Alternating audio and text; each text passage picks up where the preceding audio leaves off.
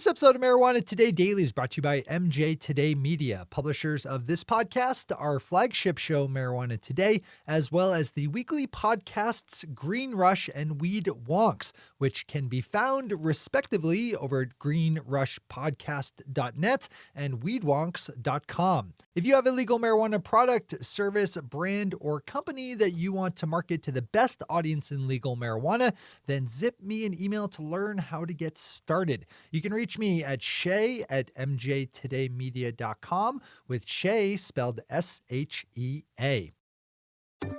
Good morning, Marijuana Nation. It's Friday, February 28th, 2020, and you're tuned in to episode 894 of Marijuana Today Daily. I'm your host, Shay Gunther, and I'll be walking you through today's marijuana news and headlines. As always, we have a full and busy day of cannabis news in our hands, so let's jump right into it. We lead off our final news day of the week with a good headline out of Washington, D.C., where the U.S. Department of Agriculture just announced a temporary delay to the implementation of two important industrial hemp regulations, one governing the qualification of the testing lab that industrial hemp must be tested with, and another dealing with the methods that farmers can use to dispose of any hemp grown over the official limit of 0.3% THC. In both cases, the delays are a positive thing, as originally the USDA planned in its interim draft rules for hemp to require that testing labs be specially certified by the DEA and that any so-called hot hemp grown over the THC limit be destroyed by the DEA itself or some other law enforcement agency.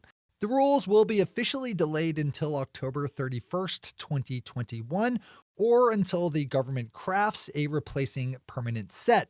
Until then, farmers will still be required to test their crops, but will have more options available since they don't have to work with the DEA-certified lab. And likewise, any hemp grown over the THC limits will still need to be destroyed, but farmers have the option of doing that work themselves by burning or composting it, which would at least allow them to recapture the biomass grown in the hemp. Kyle Yeager over Marijuana Moment has more on this if you need it. As always, we have all the news we cover linked to on our website at mjtodaydaily.com.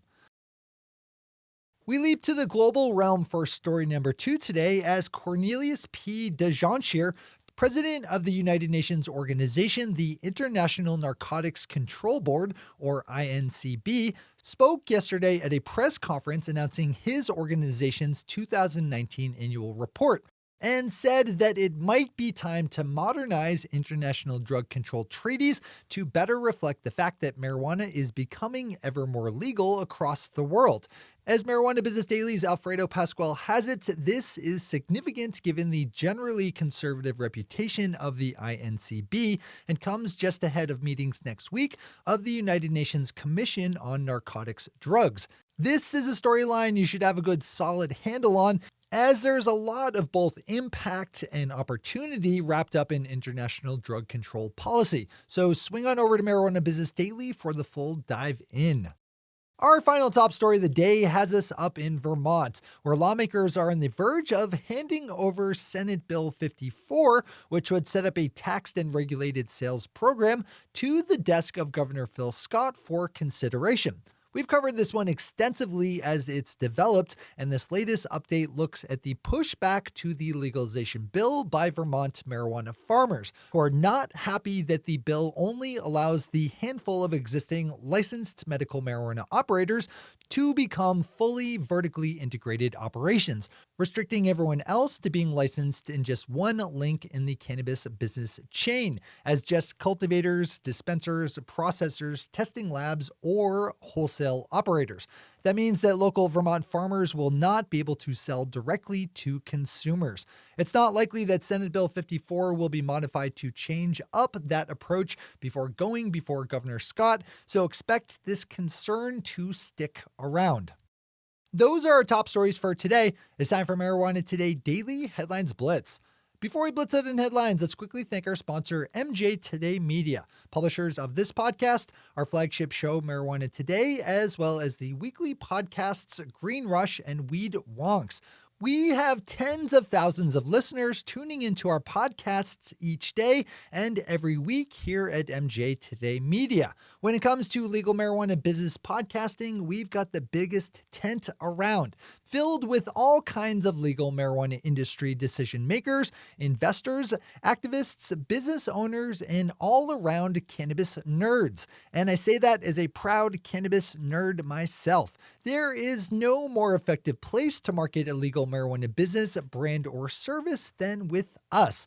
Get in touch with me today to learn more about how you can get in on our advertising calendar as a new sponsor. You can reach me at shay@mjtodaymedia.com, with Shay spelled S-H-E-A. That's shay@mjtodaymedia.com.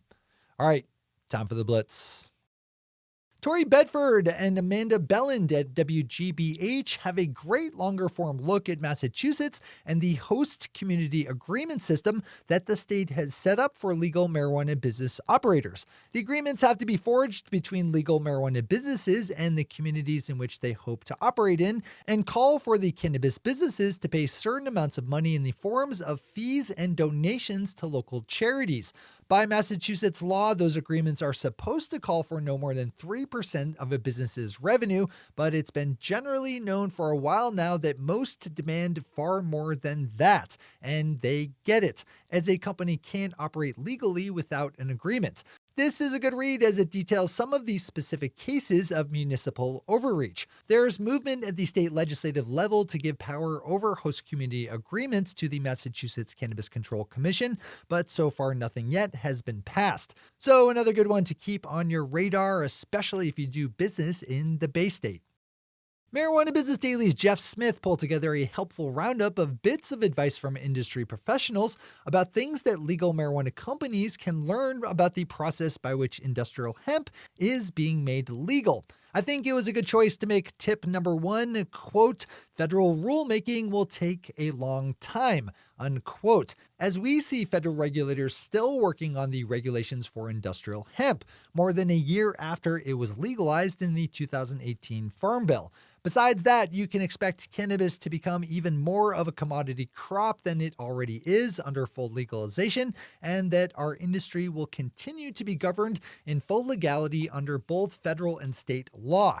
Open up Jeff's piece for the rest and all the in-between details. The state of Colorado is scheduled to see the opening of its first cannabis tasting room on April 20th. As the Smoking Gun Apothecary, a dispensary in Glendale, Colorado, will open up what they are calling the Joint, a place where customers can go and pay to taste and consume cannabis sold at their shop. Colorado lawmakers passed a bill last year allowing for tasting rooms, which are similar in design to those found at beer breweries. The legislation passed last year allowing for cannabis tasting rooms went into effect this year, so expect to see more places like this pop up in Colorado. Bruce Barcott over at Leafly takes a good look at the use of marijuana to help people wean themselves from using other drugs like alcohol or opioids. Specifically, Bruce examines the approach now known as going Cali sober, where one smokes all the marijuana they could want but refrains from using other drugs. That approach goes against the well-ingrained abstinence-only approach most common in drug treatment circles, even as it's been shown to be highly effective. If you value evidence-based policy making, this is a good one to add to your list to read today. With another story I would absolutely read today if I were you is NBC Sports, which jumps into a detailed look at the relationship between the National Basketball Association and its players and marijuana, with estimates of the percentage of players who use cannabis running between 50% and 80%, and the benefits offered up by medical marijuana. This storyline has a lot of energy behind it. There is also a lot of opportunity here as well, so don't not read this one. Chris Moore over Mary Jane has a really interesting story out of Massachusetts where there's discussion among state lawmakers and regulators over a plan to levy taxes on illicit market marijuana operators found to be out of compliance with cannabis laws. A newly published report by the Massachusetts Attorney General's Office and the state's Cannabis Control Commission suggests the tactic is part of a broader recommendation for how to battle the illicit market. If implemented, the tax on illicit products would be levied anytime after people were caught breaking the law. This is one of those ideas that could totally be picked up by other states, so you guessed it, I'd give this one a gander.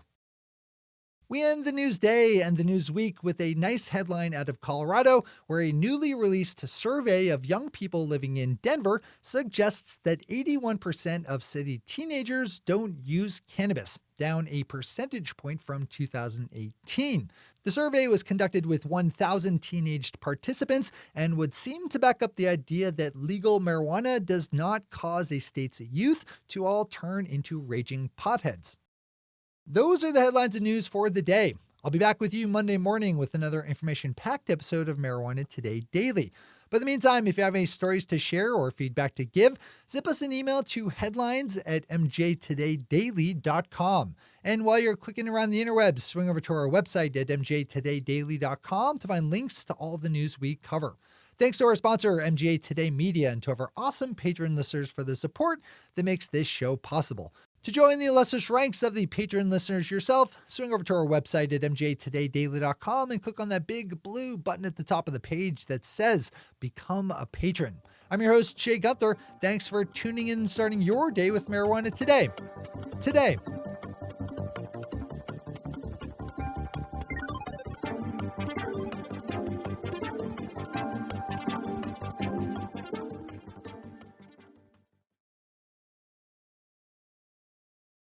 One take, Shay. One take.